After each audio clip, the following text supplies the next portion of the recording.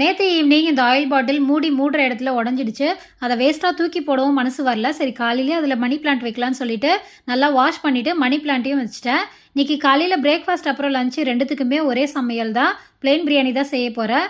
Plain biryani செய்ய ஒரு mixie ஜாரில் 10 சின்ன வெங்காயம், ஒரு பச்சை மிளகா, கொஞ்சமாக புதினா, கொத்தமல்லி, அப்புறம் லைட்டாக கருவேப்பிலை, இஞ்சி, பூண்டு, கொஞ்சமாக முந்திரி பருப்பு சேர்த்து நல்லா அரைச்சிட்டு ஒரு குக்கரில் கொஞ்சம் எண்ணெய், ஸ்பைசஸ்லாம் சேர்த்துட்டு வெங்காயம் லைட்டாக வதங்கின பிறகு நம்ம அரைச்சி வச்சுருக்க பேஸ்ட்டையும் சேர்த்து நல்லா வதக்கிட்டு இது கூடவே இப்போ தக்காளி சேர்த்துக்கணும். வெங்காயத்தை விட தக்காளி அளவு கொஞ்சம் அதிகமாக இருக்கணும்.